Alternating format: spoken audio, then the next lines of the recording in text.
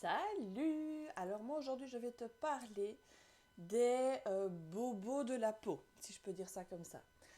Donc encore une fois, attention, je ne suis pas médecin ni dermatologue d'ailleurs. Donc c'est vraiment les petits bobos du quotidien, ce que moi je mets en place, ce que j'ai vu dans des bouquins et que je vous partage aujourd'hui. C'est pas moi qui l'ai inventé sur base d'un savoir scientifique que j'aurais. Non, j'ai été me renseigner, j'ai été me former et je vous partage ce que je mets moi en place à la maison. Alors, quand je parle de bobos de la peau, donc comme je dis, c'est les petites choses et je ne sais plus si on l'a déjà dit ou pas, mais en gros, les huiles essentielles, c'est des molécules chimiques, naturelles, mais chimiques quand même.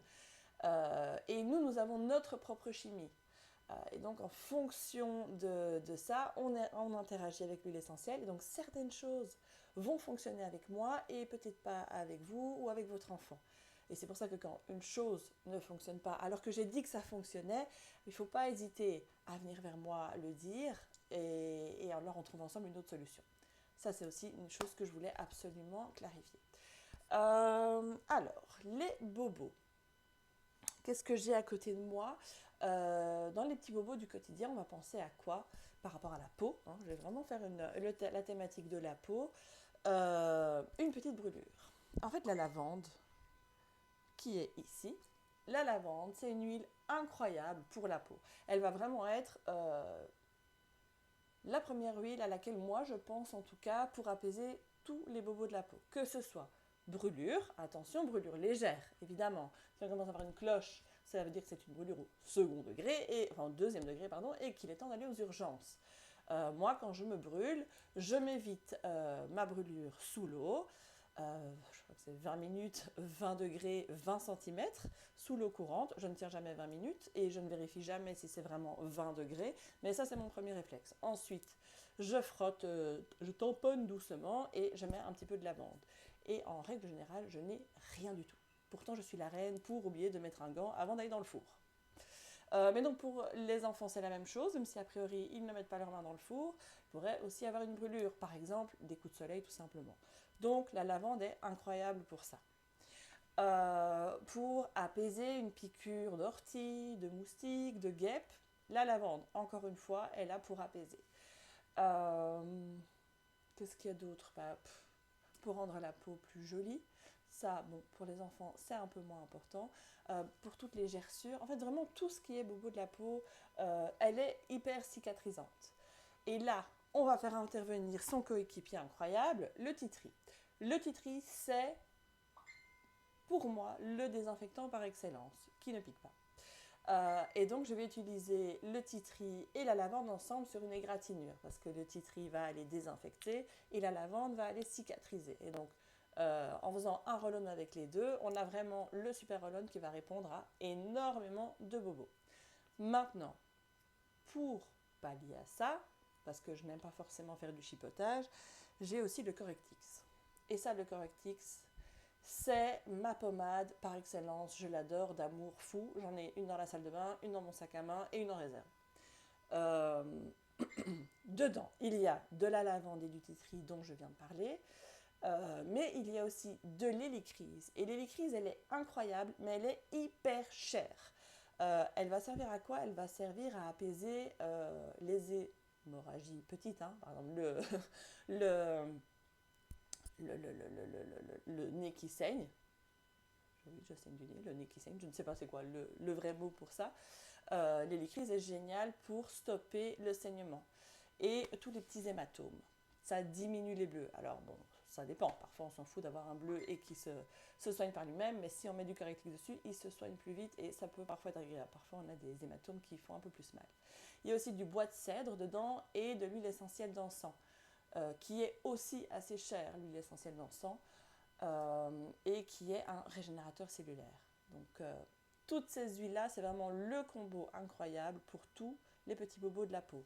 Donc, je répète, les brûlures, les piqûres, les coups de soleil, c'est une brûlure, les égratignures, moi c'est ce que j'utilise comme désinfectant quand ma fille se blesse et ça ne pique pas, c'est génial. Il faut d'abord laver la blessure et après on désinfecte. Évidemment, les conseils restent les mêmes.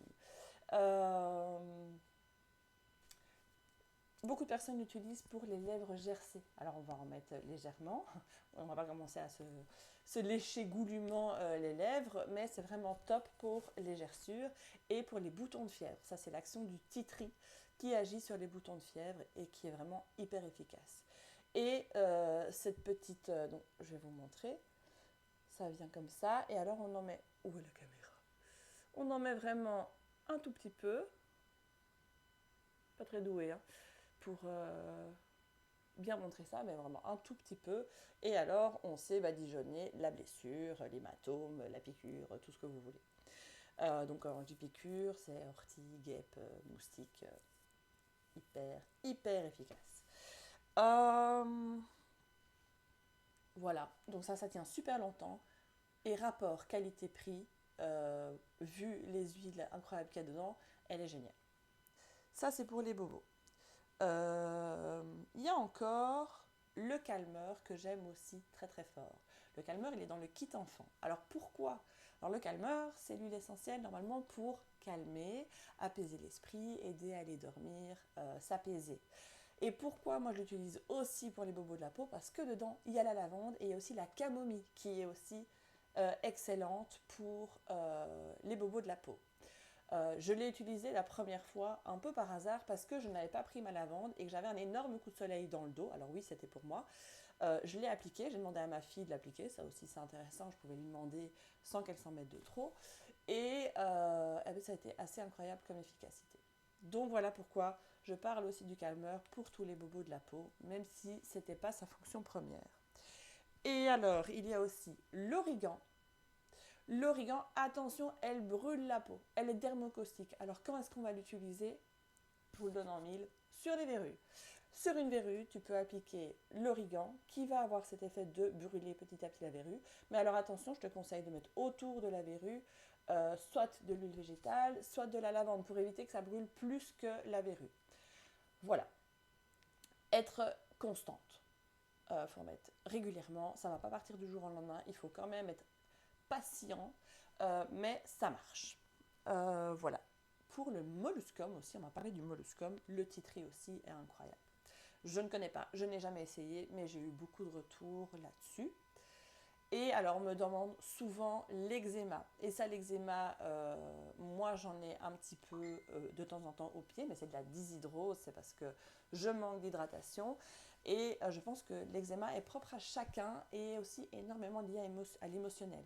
Donc moi, j'avais trouvé 2-3 recettes. La première n'a pas marché, la deuxième n'a pas marché. La troisième, j'ai essayé le Correctix et ça a marché. Mais ça, c'est avec moi.